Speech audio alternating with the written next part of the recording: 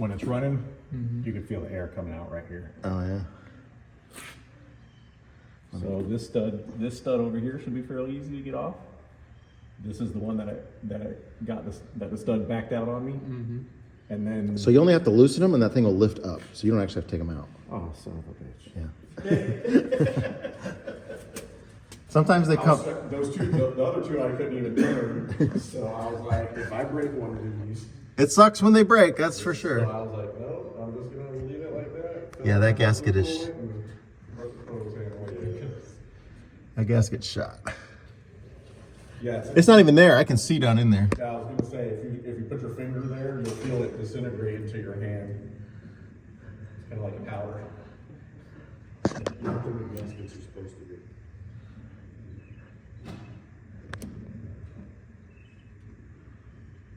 I'm just not sure 100% if there isn't a hole in the back of that manifold.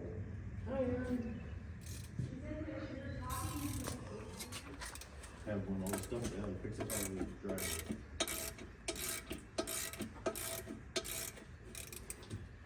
Is that little bracket stopping it from lifting out of there?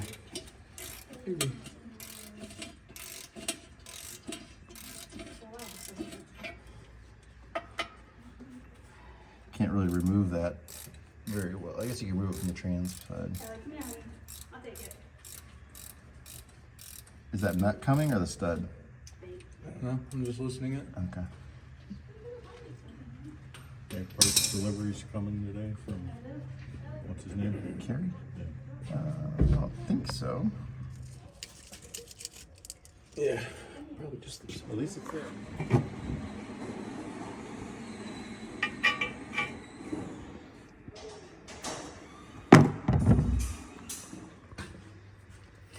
He's trying to put some vice grips on the stud to stop it from coming out. He's going to tighten down the vice grips real tight. These are the, I forgot the name of the company. Tecton. The Tecton brand where you can really crank to get that hole through the end of the vice grip, so you can crank it tight, tight, tight. And then hopefully get the nut off without pulling the stud. Otherwise, one of them we can't get. We're going to have to replace the stud. And we'll use the technique where we put the shop vac on the filler tube up there to create a negative pressure so you can get the stud out, because there's coolant behind that stud, and that way it doesn't leak coolant everywhere. Stud number 2, got the shop vac. Told you to quit calling me that. Oh, stud number 2. All right, go ahead and turn it on.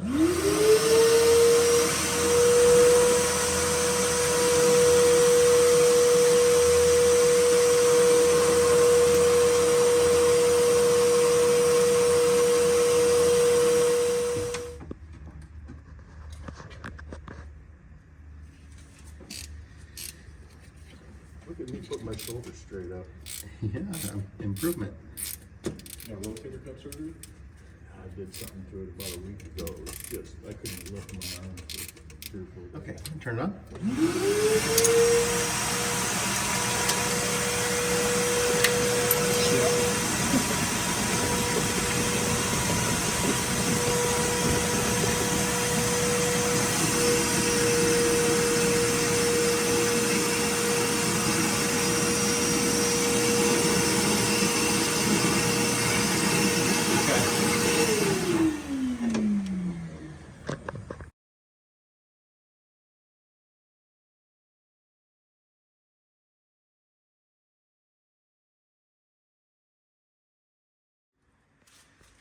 The manifold ready to go on. The gasket's on there. Stuck to the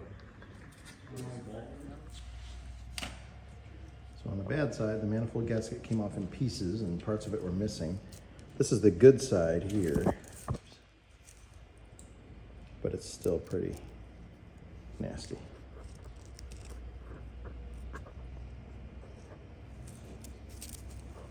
But they at least came off in one piece. Jonathan's got his finger on a broken coolant line, waiting till the part store can run us over a new coolant line.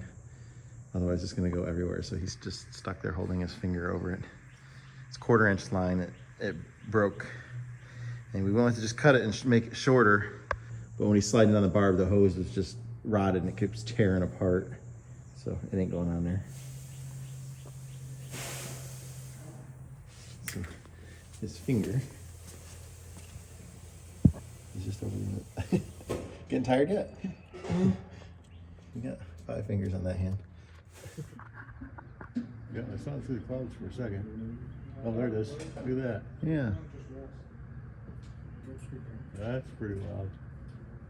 Look at, you can look at it with a naked eye now. Looks like the sliver moon. Yeah.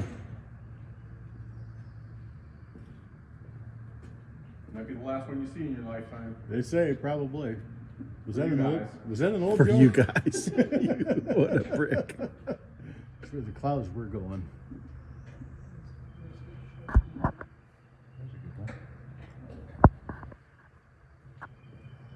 There it is. I was looking at the wrong spot.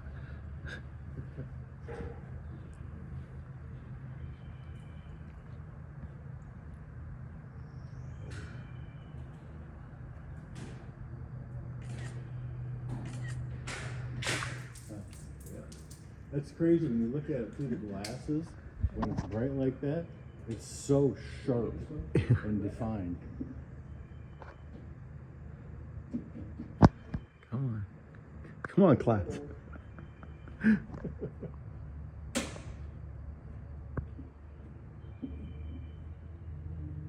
She gone. Yeah. That is our eclipse as we're working in the shop. You can see here, this outside edge is where it was touching on the head, and then it comes over and it moves to the inside and it's just barely on there. That's why his valve cover gasket was leaking, because the valve cover was not properly positioned on there. And it was leaking oil. We've ordered a new one, but we're gonna put it back together to do a test drive here, and then we'll swap it out again when the new ones come. I'm not sure because it's got this groove kind of worn into it.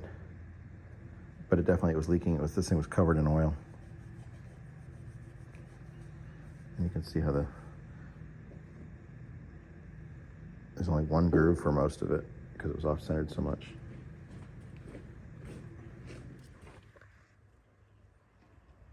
The little terminal wire to the coolant overflow sensor had broken off.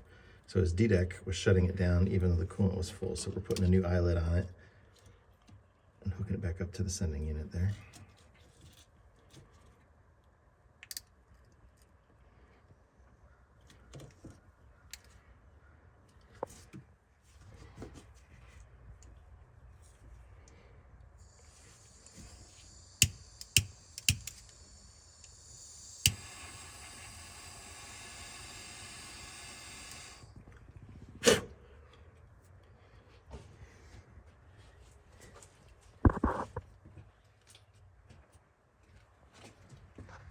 So he didn't know what was wrong with it, but he saw this DEC plug up here. He unplugged it, and then the bus was able to run. If you look close at that little thing, it says it's the coolant level module on it. So he unplugged that, and it was able to still run, not having that sensor hooked up. But he knew it had coolant in it, but I don't recommend that. Here too. Yeah. Hopefully it'll sound quieter. Yeah.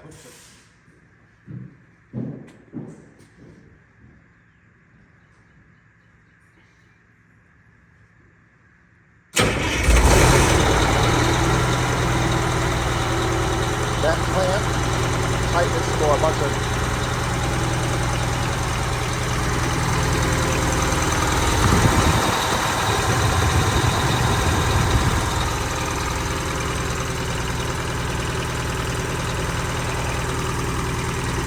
watch the shirt by those belts.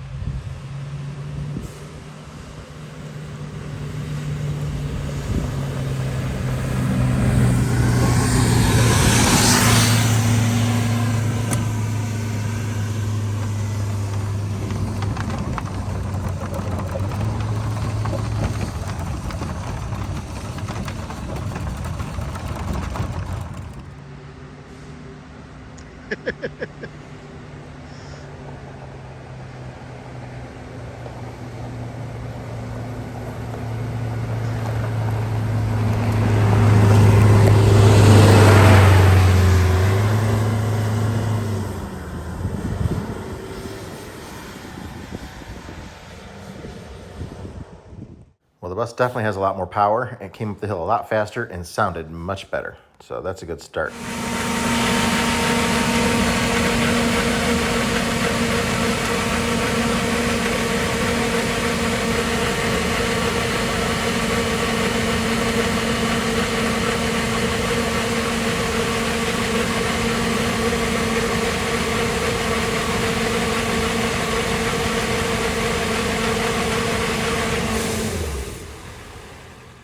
Yeah, obviously that valve cover gasket is definitely leaking. So we've ordered the new one. It'll be here tomorrow.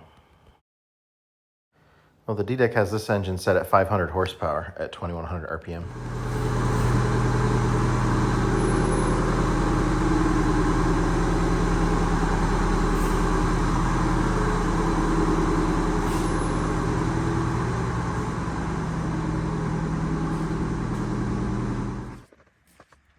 Okay, so it was blowing out a lot of oil all over the back of the bus and everywhere. Took it to the dealership and they sent you to a factory, a Detroit shop. Diesel, Orlando. And they told you it needed a rebuild. Yes. Minimum of 20,000 bucks. Almost 18.9, something like that. 18.5. And then depending on what else they found. Right, that was without them getting into the motor, and they couldn't guarantee that once they did the work that it was going to fix the problem. We replaced a valve cover gasket, an exhaust manifold gaskets, and a broken manifold. And that's basically all we did. Right. That was The oil leak was coming from the leaky valve cover gasket. The valve cover was not on properly. And then it had worn the old gasket badly because it was mispositioned. We tried to reposition it, but the old gasket was no good, and it leaked pretty bad after we did that. But it took 2 days to get the new ones in. So the oil leak was just valve cover gaskets, and then it was down on power, because you have power now like you never had before, right? right. I haven't had that kind of power since we bought the bus. So we went from 5 to 7 max on the turbo to 15 just now on the way back. Okay. On this last test drive. And we're ordering new turbo clamps because we have a little bit of an exhaust leak from this turbo clamp still. We're going to try and seal that up, and that should get them closer to 20 on the boost. Good thing you didn't sign off at the Detroit shop. No.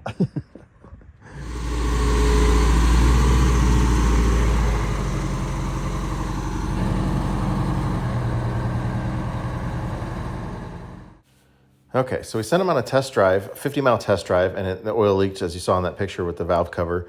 We got the new gaskets. We sent them on a 30-mile test drive, and there was hardly any oil back in the engine bay at all.